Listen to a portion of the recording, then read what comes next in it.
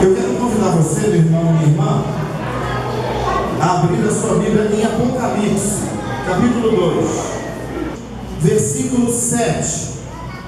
Quem tem ouvidos, ouça o que o Espírito diz às igrejas. Ao vencedor, dar-lhe-ei que se alimente da árvore da vida, que se encontra no paraíso. Versículo 11. Quem tem ouvidos, ouça o que o Espírito diz às igrejas. O vencedor, de nenhum modo sofrerá dano da segunda morte. Versículo 17. Quem tem ouvidos, ouça o que o Espírito diz às igrejas. Ao vencedor, dar-lhe-ei do maná escondido, bem como lhe darei uma pedrinha branca, e sobre essa pedrinha escrito um nome novo, o qual ninguém conhece, exceto aquele que o recebe. Versículo 26. Ao vencedor, que guardar até o fim as minhas obras, eu lhe darei autoridade sobre as nações, e com cetro de ferro as regerás e as reduzirás a pedaços, como se fossem objetos de barro. Capítulo 3, versículo 5. O vencedor será assim vestido de vestiduras brancas, e de modo nenhum apagarei o seu nome do livro da vida. Pelo contrário, confessarei o seu nome diante do meu Pai e diante dos seus anjos. Versículo 12 do capítulo 3. Ao vencedor, faloei coluna no santuário do meu Deus, e daí jamais sairá. Gravarei também sobre ele o nome do meu Deus e o nome da cidade do meu Deus, a nova Jerusalém, que desce do céu, vinda da parte do meu Deus, e o meu novo nome. E por finalizar, capítulo 3, versículo 21. Ao vencedor, dar-lhe-ei sentar-se comigo no meu trono, assim como também eu venci e me sentei com meu Pai no seu trono. Quem tem ouvidos, ouça o que o Espírito diz às igrejas. Feche seus olhos. Maravilhoso Deus, obrigado pela tua presença durante todo este dia sobre nossas vidas. Porque bem cedo já, ó Pai, o Senhor já tem estendido a tua mão e nos falado de uma maneira tão especial, tão gloriosa, tão sem igual. Obrigado por essa tarde que também, ó Deus, nos trouxe, Pai, o néctar da tua glória, Pai, enquanto pensávamos no culto e nos preparávamos para ele. Ó Deus, e já nessa noite festejarmos, Senhor, a tua graça, salvação, bondade e misericórdia sobre nós. Temos muitos motivos para te ser gratos. Mas também, Pai, precisamos de ouvir a tua palavra e de deixarmos o nosso coração ser ainda mais fortalecido diante daquilo que tu tens nos preparado. Pai, uma vida vencedora, uma vida gloriosa, uma vida aonde, ó Deus, os nossos obstáculos, eles apenas nos servem, ó Deus, para que melhoremos nosso estado espiritual, para sermos, Senhor, cada dia vencedores para a glória do teu nome. Recebe-nos, ó Deus, e pelo teu Espírito que é santo, fala ao teu povo, fala ao meu coração, fala conosco. Ó Deus, assim nós oramos, em o nome maravilhoso de Jesus, o nosso Deus. Amém e amém. Amados, nós estamos aí vendo, principalmente agora, as Paralimpíadas. E uma coisa assim que eu vi poucos jogos, mas as reportagens que a gente lê, o que a gente escuta, sempre tem uma condição muito mais favorável de vencedores do que nas Olimpíadas comuns. A Paralimpíada, ela revela um vencedor não apenas por uma questão física, por uma questão de vontade, mas ela revela um vencedor que ultrapassa os próprios limites da vida. O atleta paralímpico, ele não vence apenas uma corrida ou uma competição, ele vence a própria vida que ele recebeu para viver. Ele vence os limites que ele tem, ele vence a sociedade que trata com desrespeito, ele vence a família que muitas vezes acaba isolando por ter alguma deficiência, ele vence situações embaraçosas, como por exemplo o cadeirante não pode chegar aqui na igreja de uma maneira comum, a gente tem que pegar lá embaixo e trazer aqui em cima. Então o atleta paralímpico, ou seja, o deficiente físico, ele por si só já é um vencedor. E quando a gente vai para uma Paralimpíada, é que a gente se alegra de ver como Deus faz coisas tremendas. Então Deus pega pessoas totalmente sem vigor físico e as torna tão capazes, tão eficientes naquilo que estão fazendo, e as torna vencedores sobre outros. E o texto que nós estamos tratando nessa noite é um texto que vai anunciar exatamente a condição de vencedor, a condição de alguém que está sendo disposto e está se dispondo para alcançar este maravilhoso objetivo, que é vencer. Mas o texto aqui, ele não está propriamente dito falando sobre vitórias humanas, sobre competições comuns, sobre questões da nossa própria natureza.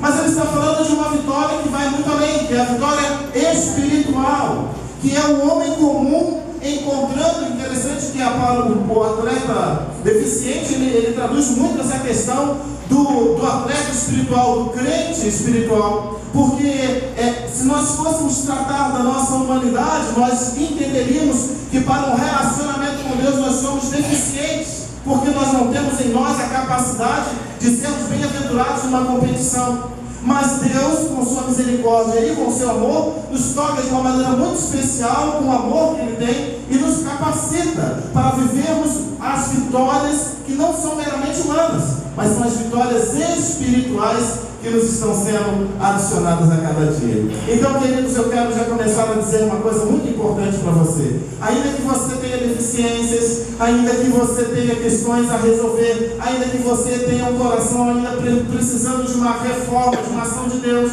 eu quero te lembrar que Deus instituiu o seu propósito em lhe fazer um vencedor, uma vencedora. Esse é o projeto de Deus, em nos tornar vencedores seus, vencedores para a glória sua, vencedores para a alegria dele. E nós precisamos de estarmos vivendo e desejando, imbuídos nesse propósito, de agradarmos ao Senhor com toda a nossa força, com todo o nosso vigor, conscientes que temos deficiências, mas que Ele, com a sua graça, nos alimenta, nos coloca de pé e nos torna vencedores em todo o tempo. O texto lido, ele vai apresentar, na verdade, as 7 igrejas da Ásia Menor. Hoje, a gente pode dizer que elas estão geograficamente localizadas na Turquia, enquanto, na verdade, João, o que escreveu o Evangelho, estava na ilha de Patmos, ou seja, nas aproximações, ou na proximidade dessas 7 igrejas. Era uma ilha que fazia parte da Ásia Menor. Ele estava exilado nessa ilha, preso, e ali ele recebe a revelação do Apocalipse. E ele basicamente recebe a princípio a revelação das igrejas. Essas igrejas, irmãos, elas são bastante interessantes, porque os estudiosos têm percebido que as 7 igrejas, e é lógico que havia muitas outras igrejas, mas igrejas com um teor para oferecer uma palavra profética, ou seja, escatológica, futura, eram essas igrejas que Deus queria mencioná-las, porque haviam nelas situações que eram importantíssimas para revelar uma coisa muito interessante que veio acontecendo no tempo. Quando João profetiza sobre as 7 igrejas, ele estava querendo dizer a princípio sobre o estado da igreja, ele estava querendo dizer a princípio sobre a vontade de Deus para aquela igreja, mas Deus, através de Jesus, queria apontar algo ainda muito mais abrangente. Deus queria revelar a essência da sua igreja nos últimos dias, no tempo em que se iniciou. E eu não posso, porque nós temos ainda o culto, mas eu posso dizer para você sobre o que cada igreja dessa significa, um tempo da igreja cristã na face da terra. A primeira igreja é a igreja de Éfeso, que é a igreja apostólica. Se você ler sobre quem era Éfeso, você vai perceber que a igreja de Éfeso ela tinha muitas comparações com a igreja apostólica. a igreja que crescia, uma igreja dinâmica, uma igreja que chegou a mais de 6 milhões de membros na Ásia Menor, naquela circunferência ali, de Jerusalém, né, de Israel, da Ásia, que era, na verdade, uma igreja que estava ao pleno vapor, ao crescimento.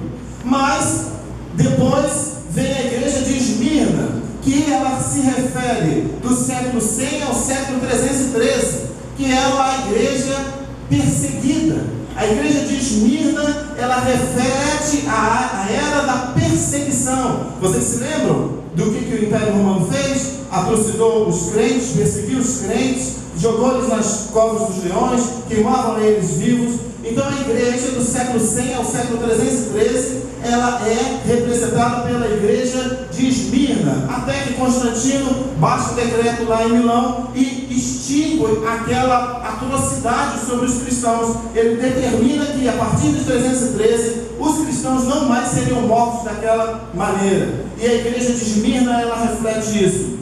A igreja de Pérgamo é a igreja do século IV e do século V, que era a igreja do compromisso. Era a igreja que, depois de sofrer uma grande perseguição, ela passou a ter um compromisso com Deus.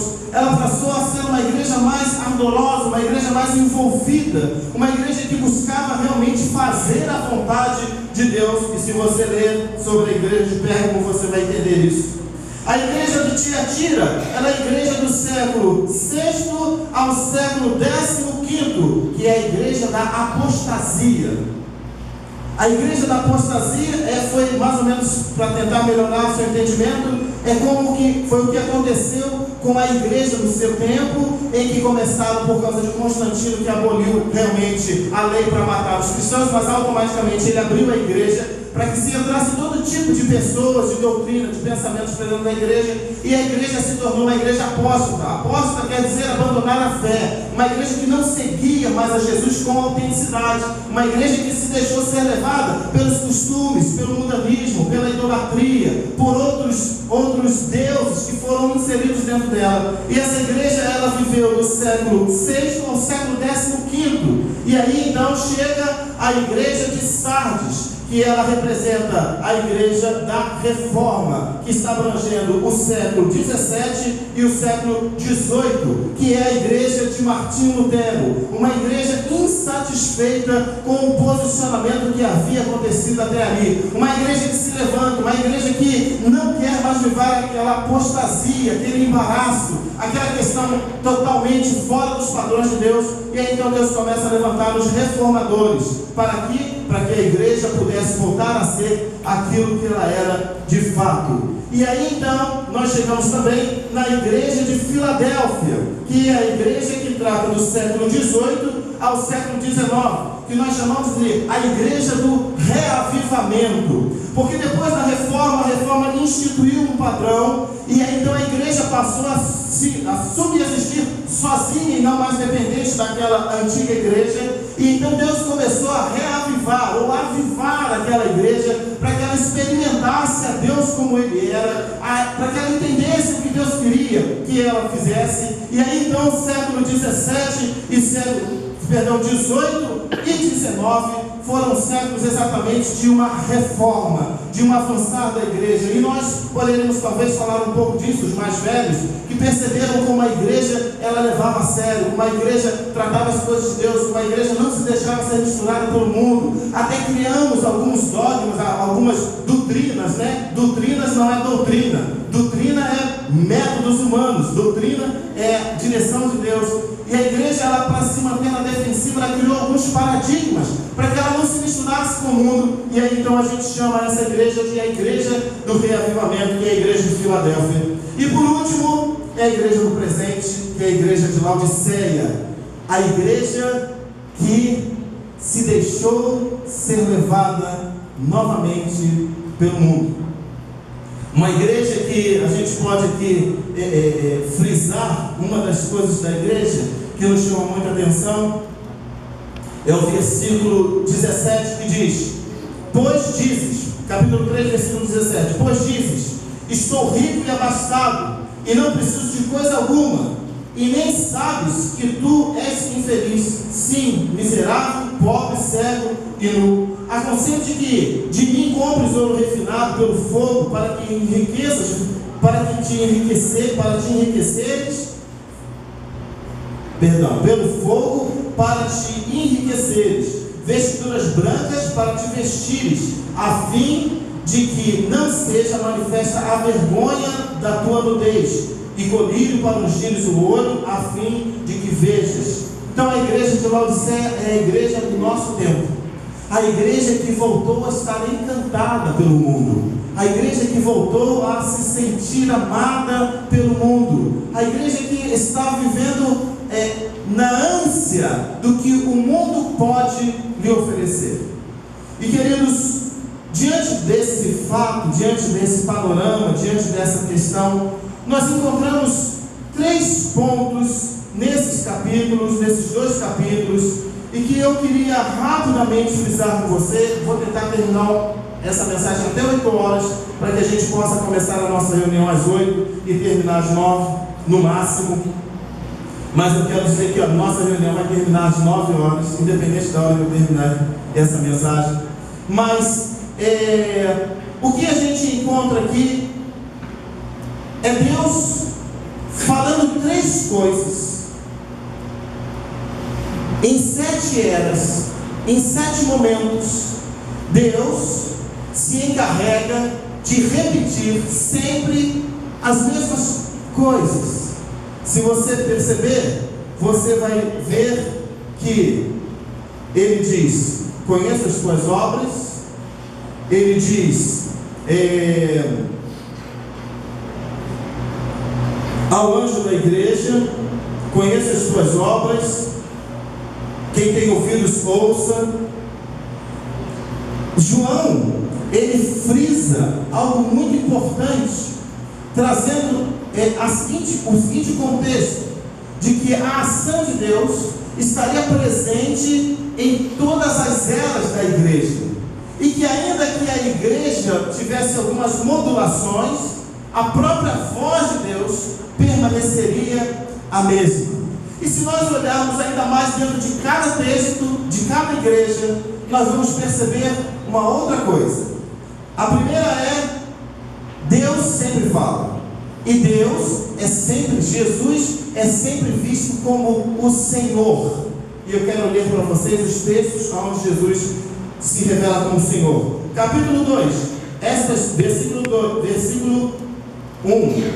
Estas coisas diz aquele que conserva na mão direita as 7 estrelas, e que anda no meio dos 7 candeeiros de ouro, revelando a santidade de Jesus. Versículo 8. Estas coisas diz o primeiro e o último, que esteve morto e tornou a reviver. Versículo 12. Estas coisas diz aquele que tem a espada afiada de 2 gumes. Versículo 18. O anjo da igreja de Tiatira escreve: estas coisas diz o Filho de Deus, que tem os olhos como chama de fogo e os pés semelhantes ao bronze polido, ou ao latão reluzente. Versículo 23. Matarei os seus filhos, e todas as igrejas conhecerão que eu sou aquele que sonda mentes e corações, e vos darei a cada um segundo as vossas obras. Capítulo 3, versículo 1. Estas coisas diz aquele que tem os 7 Espíritos de Deus e as 7 estrelas. Conheça as tuas obras, que tens nome de que vives e está morto. Versículo 7. Estas coisas diz o Santo, verdadeiro, aquele que tem a chave de Davi, que abre e ninguém fechará, e fecha e ninguém abrirá. Versículo 14. Estas coisas diz o Amém, a testemunha fiel e verdadeira, o princípio da criação de Deus. Ou seja, em todas as 7 igrejas, Jesus se revela como o Senhor soberano, totalitário, governador entre todas as coisas, de era por era, de tempo para tempo. Jesus manifesta toda a sua graça e todo o seu poder. Mas nós também encontramos uma outra coisa, ou melhor, 2 outras coisas em todas as igrejas: qualidades e deficiências. Essas igrejas, elas também estavam dotadas de qualidades e deficiências. E aí a gente poderia adicionar no capítulo 2: deficiência: tenho porém contra ti que abandonou o teu primeiro amor. Lembra-te, pois, de onde caíste, arrepende-te de volta à prática das primeiras obras. E se não veio a ti, e moverei do seu lugar, do teu candeeiro, caso não te arrependas.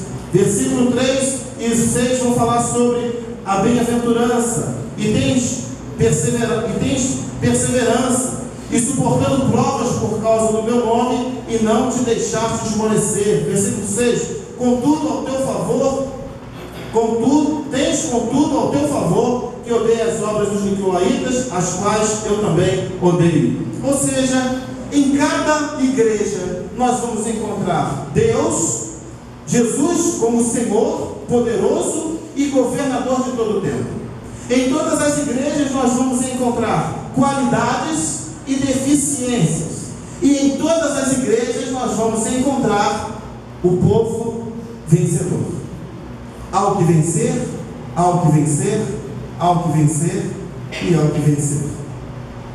E aí então, queridos, eu queria que nós pensássemos rapidamente sobre a nossa vida diante dessa palavra, que ela não está apenas voltada para um passado, mas ela nos alcança. Nós precisamos estar sempre fazendo uma análise para saber de fato três coisas: quem eu sou, quem Deus é e o que Deus espera de mim. O texto, todos os textos, eles vão revelar exatamente isso. Quem Deus é, eu li todos. Quem eu sou, eu li apenas alguns, porque o texto vai em todas as igrejas dizendo quem aquela igreja é em termos de qualidade e em termos de deficiência, e o que Deus quer fazer com ela, ou seja, torná-la vencedora. Então, amados, diante do que nós temos vivido, diante do tempo que a igreja está passando, nós precisamos de entender a mensagem de Apocalipse, ou das 7 igrejas, dentro desse rigor. Primeiro ponto: quem Deus é. Eu não vou repetir, porque eu já li, mas nós não podemos perder o foco de que, primeira coisa, Jesus é soberano sobre tudo. Ele tem o governo e o controle de todas as coisas. Ele é o alfa, ele é o ômega, ele é o amém, ele é a testemunha, ele é o poderoso, ele é o princípio de todas as coisas, ele é o final de todas elas. Ele é Senhor, ele é magnífico, ele é adorado, ele é exaltado, ele tem o governo e tem o controle. Nós não podemos perder o foco de quem Jesus é, de que Ele fez na minha vida, da obra salvífica, do poder da cruz, de que Ele levou sobre si os meus pecados, de que hoje eu sou nova criatura por causa do amor dEle, porque Ele me resgatou, Ele me redimiu, Ele me comprou com seu sangue. Eu sou dEle, eu sou uma nova criatura, porque Jesus é Senhor na minha vida. Amados, uma das coisas que tem preocupado muito, com certeza, aos líderes sinceros dessa igreja do Senhor hoje, é a questão da egolatria, ou seja, a autoadoração. A igreja muitas vezes ela começa a acreditar tanto nela, tanto no que ela pode fazer, que ela começa a se auto-idolatrar. Ela começa a acreditar que ela é alguém, que ela pode fazer alguma coisa, que ela é dinâmica, que ela é capaz, que há instrução sobre ela, que ela pode ir como um trator, passando por cima e por todos. Mas o que as igrejas de Apocalipse nos apresenta é que o que a igreja era, que tinha muito pouca importância, mas o que de fato havia muita importância era quem Jesus era. E João deixa isso muito claro, ou melhor, Jesus deixa isso muito claro para João, para deixar claro a todas as igrejas que Ele era Senhor sobre elas. E amados, nós não podemos deixar o nosso coração se corromper. Nós não podemos perder a Jesus de vista. Nós não podemos abandonar a boa mão do Senhor. Nós não podemos acreditar em coisas fúteis e deixar de acreditar no que é eterno. Nós não podemos perder a grandeza de Jesus e da imensidão da sua obra na cruz por amor a nós. Porque nós somos igrejas, e só somos igrejas porque um dia Jesus morreu na cruz por nós. Só somos igrejas porque Ele nos resgatou com seu sangue. Só somos igrejas porque Ele pagou um alto preço. Só somos igrejas porque Ele nos libertou do laço do passarinheiro, da peste perniciosa, porque Ele escreveu o nosso nome no livro da vida e porque Ele tem nos mantido vivo pelo seu Espírito até o dia de hoje. Por isso somos igreja. Então não podemos perder o foco. Ele é o Senhor, a Ele glória, a Ele honra, a Ele louvor, ainda que tudo esteja bom, ainda que as coisas não estejam tão boas, mas a Ele glória, a Jesus louvor, a Jesus adoração. E eu não posso acreditar que eu sou alguma coisa. Segunda coisa que está inserida no texto: depois que eu tenho a certeza de quem Jesus é, eu preciso também de ter a certeza de quem eu sou. Para que Deus complete bem a obra dele na minha vida, eu não posso omitir de mim mesmo quem eu sou. Eu preciso de deixar com que os olhos de Deus não apenas sondem o meu coração, mas tragam o meu entendimento de quem eu sou de fato. E as igrejas da Ásia, elas estavam tendo a sua vida expostas, estavam tendo o seu coração aberto.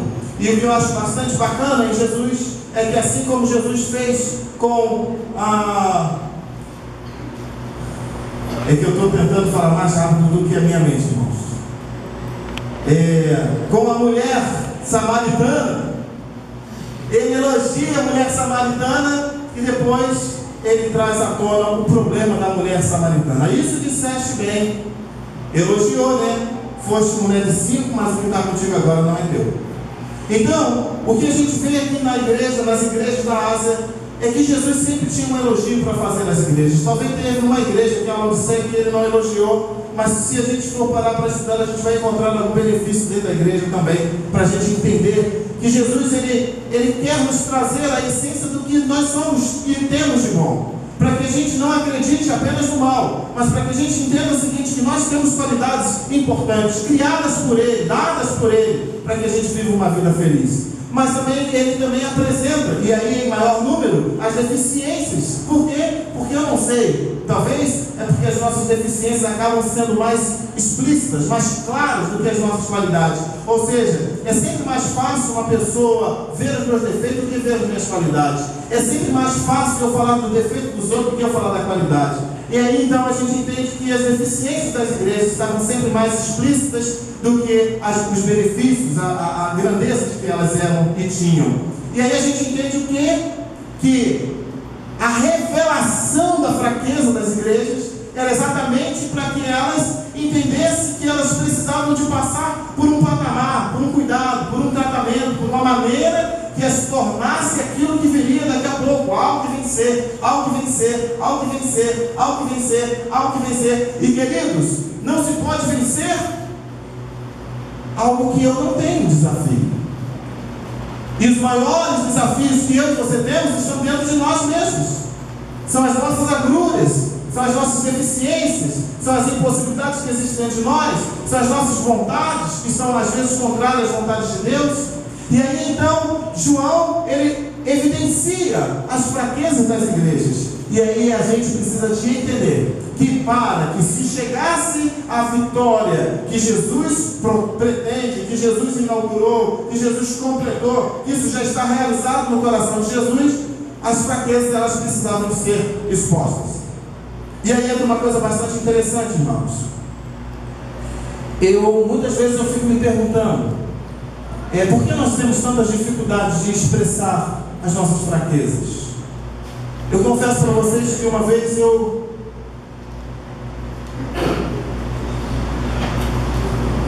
comecei a tentar frisar mais os meus defeitos, para que eu me entendesse um pouco melhor e para que as pessoas entendessem quem de fato eu era. E foi uma experiência assim bastante interessante e que talvez eu ainda até hoje eu costumo ter essas atitudes. E quando a gente se expõe, normalmente a gente quer expor o que é bom. A gente quer apresentar a nossa boa imagem. A gente quer dizer para as pessoas: olha como eu sou bom, olha como eu tenho coisas boas para te dar. E isso é uma verdade. Mas ninguém, ou quase ninguém, se apresenta para uma pessoa dizendo sobre as suas fraquezas, sobre as suas limitações. Quase ninguém. Porque isso acaba ferindo o nosso orgulho. Isso acaba maltratando a gente conosco mesmos. Isso acaba nos tornando aquém do que aquilo que às vezes a gente acredita que de fato nós somos. Mas uma coisa que Jesus não deixou em branco foi expor as fraquezas dessas igrejas, e algumas bastante vergonhosas. E amados, Lembre sempre disso. O seu orgulho é o seu maior inimigo. Engraçado, né? Falamos de orgulho na quinta, falamos de orgulho hoje pela manhã, Deus falou, e agora mais uma vez essa palavra chega. Nosso maior inimigo é o nosso orgulho. E às vezes nós precisamos de parar conosco mesmos e dizer: Senhor, bota um bocado disso para fora, porque senão eu vou acabar morrendo de tanto orgulho. E o orgulhoso, ele acaba não alcançando a vitória plena que Deus tem para fazer na vida dele. E ele acaba se tornando escravo do seu próprio orgulho. Mas o que me encanta é que Jesus se apresenta como um poderoso para realizar. Jesus apresenta limites e benefícios que nós temos. E Jesus nos garante a vitória que vem dele. Porque, queridos, essas igrejas, como eu já disse, elas representam a igreja no tempo de Deus, no tempo da terra. É uma igreja que está aí a cada dia, vivendo e sendo representada por essas igrejas que estão aqui. E em todo esse tempo, Jesus precisou de se revelar como poderoso, precisou de evidenciar as fraquezas, de exaltar as qualidades, para que a igreja pudesse entender a grande obra dele, que é a obra de vencer, a obra de sermos vencedores. E o que me chama ainda a atenção é que não é uma obra simples para os nossos dias, porque se nós fôssemos procurar uma obra para os nossos dias, com certeza nós encontraremos muitas para vencer, mas essas obras aqui são obras eternas. É uma obra que Deus está fazendo hoje na sua vida, na minha vida, colocando para fora nossas fraquezas, nosso orgulho, motivando a gente a sermos mais sinceros conosco mesmo, com as pessoas, para que Ele possa modelar o nosso coração, para que Ele possa nos lapidar, para que Ele possa completar bem essa grande vitória que Ele tem a conceder na minha e na sua vida. Ao que vencer, dar-lhe-ei a coroa da vida. Ao que vencer, dar-lhe-ei o seu nome escrito numa pedrinha em secreto que só Ele saberá. Ao que vencer, ao que vencer, ao que vencer, ao que vencer, Deus tem nos chamado para crermos nisso, para desejarmos isso, entendendo de fato quem Ele é. Às vezes não queremos nos abrir para Deus ou deixarmos tratar, porque às vezes não temos o conhecimento pleno de quem Ele é, e Ele tem nos chamado para isso. Hoje pela manhã, Deus nos impactou de uma maneira muito especial, nos fazendo entender do seu grande amor, sua grande misericórdia, seu grande cuidado, sua grande maneira de tratar-nos e de nos tornar melhor a cada dia. E hoje, queridos, não é diferente. Deus nos chama para isso, para entendermos quem Ele é de fato, para entendermos quem nós somos de fato e para entendermos o que Ele quer conosco de fato. Deus não te escolheu para você estar sentado, bonitinho, arrumadinho, cheirosinho, e entra domingo e sai domingo e as coisas continuam da mesma maneira. Deus te chamou para que você viva a essência do reino e da glória dele, para que onde você for, você possa exalar o perfume dele, para que todos os dias você se sinta exatamente isso, um vencedor, um vencedor, um vencedor. Feche os seus olhos. Com certeza você não quer ser a igreja da apostasia, a igreja que tem vivido nesse século 20, 21, uma igreja que virou as costas para Deus porque ela se apaixonou pelo mundo. Com certeza não é esse o propósito do teu coração para com Deus, porque senão você não estaria aqui. Mas às vezes nós somos caluniados pelo nosso próprio coração e precisamos de um toque regenerador de Deus na nossa vida. E eu sei que o Senhor está aqui. E eu sei que o Senhor quer se revelar a você. E Ele quer dizer para você das suas qualidades, mas Ele também quer dizer você dos seus defeitos. Ele quer te tratar, quer te alegrar, quer te fortalecer, quer mudar o teu coração. Ele quer cumprir a palavra dele sobre a tua vida, porque Deus anseia te fazer um vencedor. Não no último dia da sua vida apenas, mas em todos os dias da tua vida. um vencedor nas tuas palavras, nas tuas escolhas, um vencedor nas tuas condutas, um vencedor que anda com Deus. Jacó teve o seu nome mudado, porque ele venceu com Deus, lutou com Deus e prevaleceu. E talvez Deus está nos levando a pelear hoje, para que a gente possa dizer: Senhor, eu também quero ter o meu nome mudado, eu também quero ter as minhas atitudes mudadas, eu também quero ser um vencedor, eu também quero, Pai. Jesus, nós nos prostramos diante de Ti, gratos a Ti, Pai, porque entendemos quem Tu és, quem somos e aonde o Senhor quer que cheguemos. Obrigado, Pai, por essa palavra rápida, Senhor, mas que nos traz o teor, Senhor, daquilo que o Senhor realmente quer realizar. Tua bondade, Teu amor. Ó Deus, nós queremos debruçar o nosso coração sobre os Teus ombros. Queremos nos lançar no Teu colo, queremos ser tocados por Ti, queremos ter, Senhor, Deus, a habilidade para vencermos tudo aquilo que tenta nos opor, nos impedir de chegar, ó Deus, diante da Tua glória e da Tua majestade. Jesus, por favor, levanta-nos nesta noite, Pai, como capazes, como instruídos, como graciosos em Ti, como vencedores. Pai querido, para que nada deste mundo venha impedir com que vivamos na Tua presença. Ó Deus, sustenta-nos em Ti e glorifica o Teu nome, Pai, nos habilitando, ó Deus, a levantarmos os nossos olhos para o monte, entendendo que de lá nos vem o socorro. Ó Deus, para entender, ó Deus, que nossa mente, nosso coração, nosso corpo, ó Deus, nossa estrutura física, emocional e espiritual não pode estar em nenhum outro lugar, senão, ó Deus, a Tua santa e maravilhosa presença. Leva-nos, ó Deus, ao lugar da Tua glória. Trata o nosso coração, expõe, ó Deus, as nossas falhas, Senhor, e nos faz entendermos que Tu és grande, poderoso, Senhor, e glorioso em todo o tempo. Marca-nos nesta noite, ó Deus, assim como já marcaste-nos nesta manhã, marca-nos nesta noite, para o louvor da glória do Teu nome, em o nome de Jesus. Amém e amém.